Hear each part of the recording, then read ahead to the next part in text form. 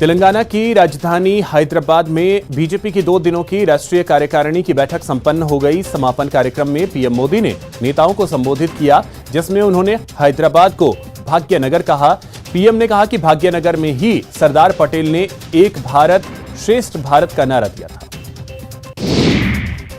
PM Modi ने अपने संबोधन की शुरुआत तेलुगु में की। उन्होंने कहा कि तेलंगाना पराक्रम की पुण्य स्थली है। आज ऐसा लग रहा है कि जैसे पूरे तेलंगाना का स्नेह यहां इस मैदान में ही सिमट आया है। तेलंगाना के अलग अलग जिलों से आप यहां इतनी बड़ी संख्या में आए हैं। आपके इस स्नेह के लिए, इस आशीर्वाद के लिए मैं आपका अभिनंदन करता हूं।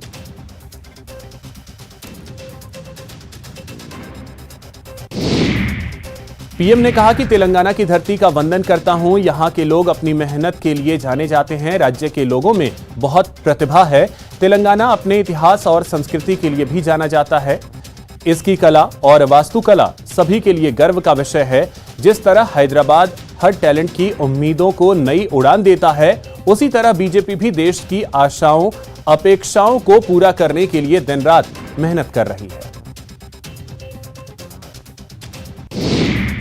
पीएम मोदी ने कहा कि तेलंगाना के लोग पूरी दुनिया में कड़ी मेहनत और देश के विकास के प्रति समर्पण के लिए जाने जाते हैं। यहां कला, कौशल, कर्मठता भरपूर है। तेलंगाना प्राचीनता और पराक्रम की पुण्यस्थली है। यहां का विकास, चौतरफा विकास, भारतीय जनता पार्टी की प्राथमिकताओं में से एक है।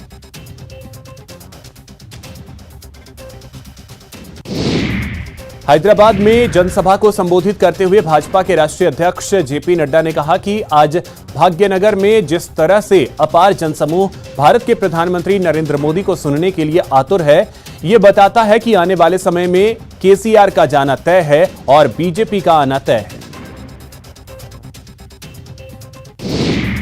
इससे पहले गृह मंत्री अमित शाह ने भी तेलंगाना के सीएम पर हमला बोला। शाह ने कहा कि केसीआर को एक तांत्रिक ने कहा है कि अगर सचिवालय गए तो सरकार गिर जाएगी।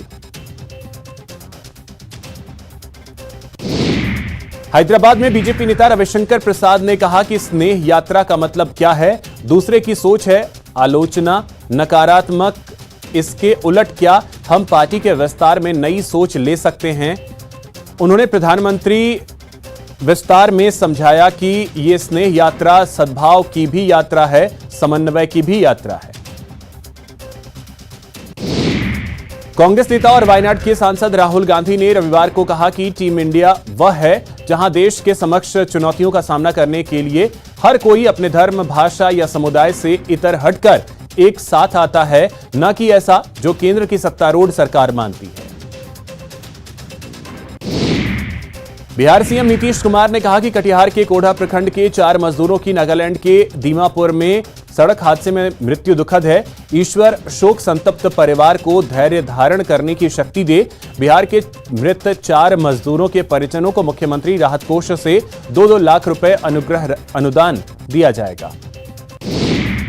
महाराष्ट्र में एकनाथ शिंदे ने विधानसभा में पहला शक्ति परीक्षण जीत लिया है। बीजेपी के राहुल नार्वेकर विधानसभा के नए स्पीकर चुने गए हैं। नार्वेकर को 164 वोट, जबकि शिवसेना के राजन साल्वी को 107 वोट मिले। वोटिंग के दौरान एनसीपी के 7 और कांग्रेस के 2 विधायक गायब रहे। स्पीकर के चुनाव में जीत हासिल करने के बाद एकनाथ शिंदे गुट ने आदित्य ठाकरे समेत शिवसेना के 16 विधायकों को अयोग्य करार देने की मांग की है। शिंदे गुट के चीफ व्हिप भारत गोगावले ने नए स्पीकर राहुल नार्वेकर को इसको लेकर लेटर सौंपा।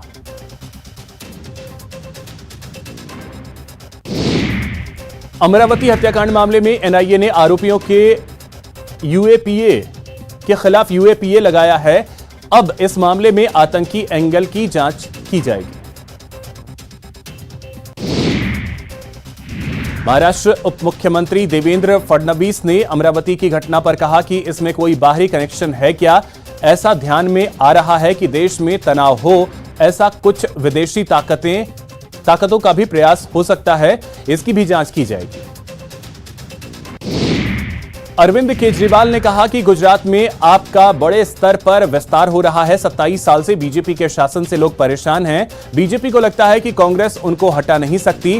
पिछली बार भी कांग्रेस पर लोगों ने भरोसा किया, उनको वोट दिया, लेकिन कांग्रेस के लोग छोड़कर चले गए। जम्मू कश्मीर अमरनाथ यात्रा पर हमले की साजिश नाकाम हो गई है। लश्कर के 2 आतंकी गिरफ्तार किए गए हैं, जिनसे भारी मात्रा में गोला बारूद बरामद हुआ है। देश में बीते 24 घंटे में 16,000 से ज्यादा कोरोना के मामले सामने आए, जबकि एक्टिव केस 1,11,000 के पार पहुंच गया। उत्तर प्रदेश के मुख्यमंत्री योगी आदित्यनाथ ने रविवार की सुबह हैदराबाद के चार मीनार इलाके में स्थित श्री भाग्यलक्ष्मी मंदिर में माता के दर्शन किए। कन्हैया हत्याकांड के 4 दिन बाद धीरे धीरे पटरी पर लेक सिटी उदयपुर आज कर्फ्यू में 10 घंटे की ढील दी गई। कल दोपहर 12 बजे तक इंटरनेट सेवाएं बंद रहेंगी।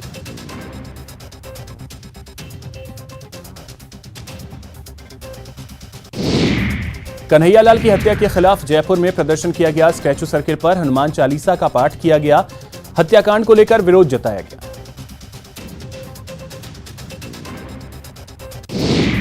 चिकित्सा मंत्री परसादी लाल मीणा ने दौसा के मंडावरी गांव में जनसुनवाई की। इस अवसर पर मीडिया से बात करते हुए उन्होंने उदयपुर में हुए कन्हैयालाल हत्याकांड को लेकर बीजेपी पर हमला बोला।